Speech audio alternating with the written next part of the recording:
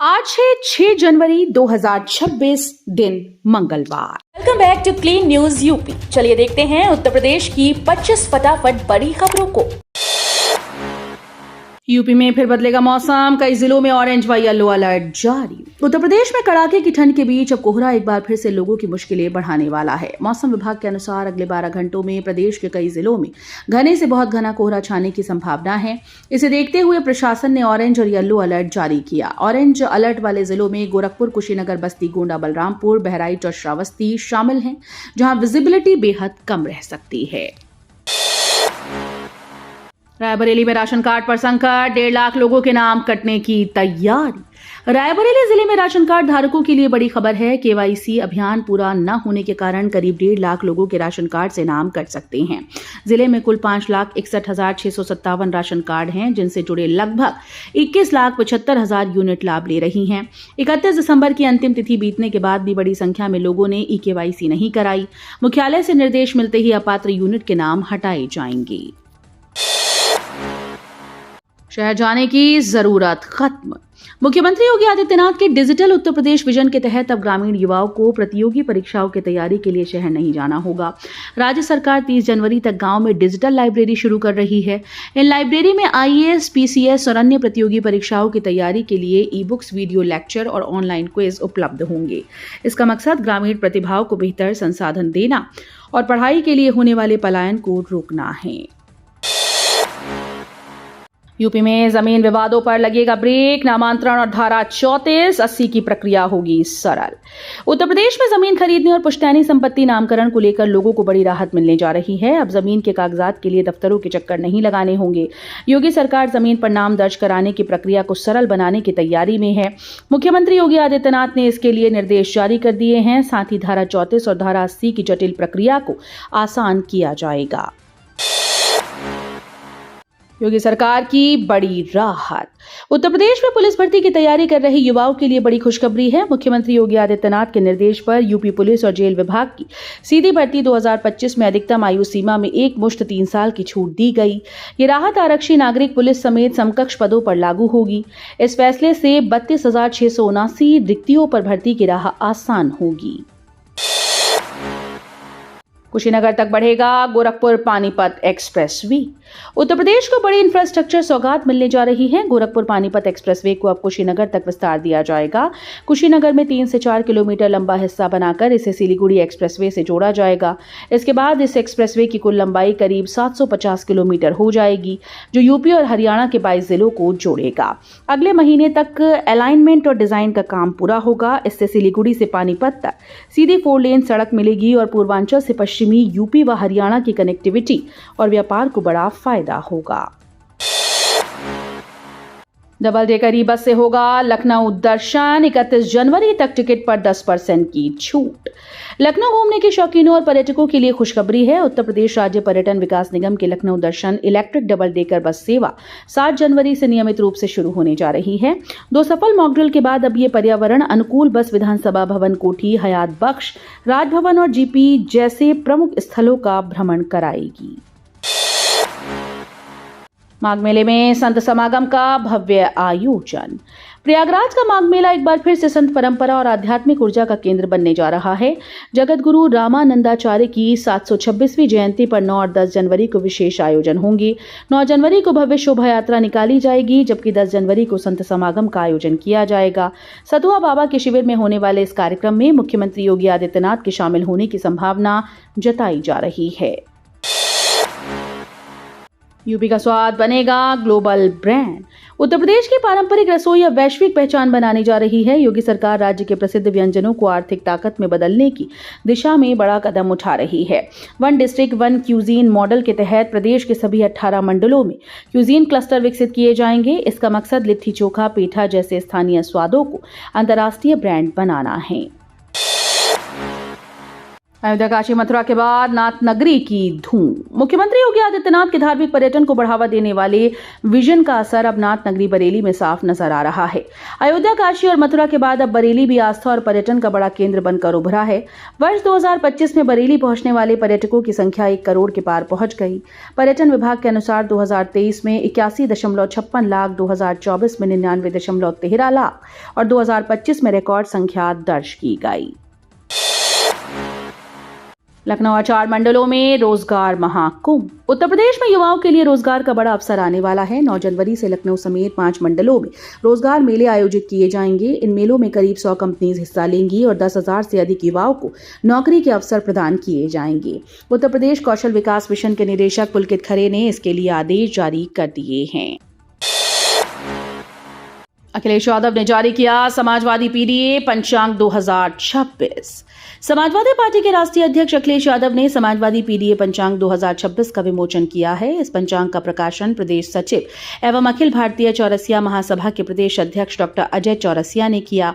पंचांग में पीडीए समाज के महापुरुषों की जयंती और पुण्यतिथि के साथ राष्ट्रीय और ऐतिहासिक दिवसों का विवरण दिया गया है। इसमें रोजाना की गतिविधियों और आवश्यक सूचनाओं के लिए अलग कॉलम शामिल है। बिजली बिल बकायेदारों के लिए बड़ी राहत।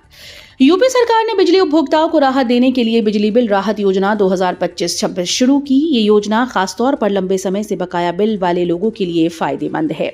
इसके तहत सरचार्ज में पूरी छूट और मूलधन में अच्छी खासी राहत दी जा रही है। योजना का दूसरा चरण 10 जनवरी से 31 जनवरी तक चलेगा। पहले चरण में करीब 32 लाख उपभोक्ताओं ने इसका लाभ लिया। यमुना एक्सप्रेसवे पर स्पीड लिमिट का उल्लंघन बढ़ा। ग्रेटर नोएडा से आगरा तक 165 किलोमीटर लंबे यमुना एक्सप्रेसवे पर स्पीड लिमिट का उल्लंघन लगातार बढ़ता जा रहा है। एक्सप्रेसवे पर सर्दियों और गर्मियों में निर्धारित गति सीमा का पालन सॉफ्टवेयर के जरिए मॉनिटर किया जाता है। ये सिस्टम तीनों टोल प्लाजा के बीच वाहनों की गति रिकॉर्ड करता है और डेटा ऑनलाइन NIC पर अपलोड कर देता है। नोएडा, मथुरा और आगरा की यातायात पुलिस इस डेटा की मदद से उल्लंघन करने वाले चालकों पर कार्रवाई करती है। सीएम योगी का बड़ा संदेश। मुख्यमंत्री योगी आदित्यनाथ ने यूपी की जनता को साइबर सुरक्षा को लेकर बड़ा संदेश दिया। अपने आधिकारिक X हैंडल पर उन्होंने कहा कि मोबाइल और कंप्यूटर ने जीवन को आसान बनाया है, लेकिन साइबर अपराध की चुनौतियां भी बढ़ा दी हैं। 2017 में प्रदेश में केवल 2 साइबर क्राइम थाने थे। आज सभी 75 जनपदों में साइबर क्राइम थाने सक्रिय हैं। सभी थानों में साइबर हेल्प डेस्क भी बनाई गई।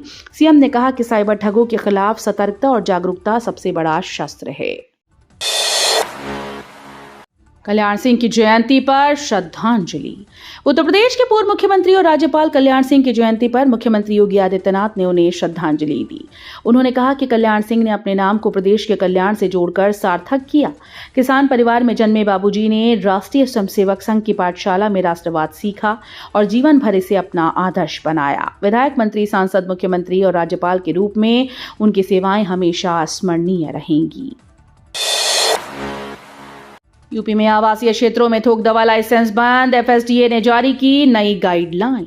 उत्तर प्रदेश में अब आवासीय क्षेत्रों और भवनों में थोक दवा के नए लाइसेंस नहीं किए जाएंगे।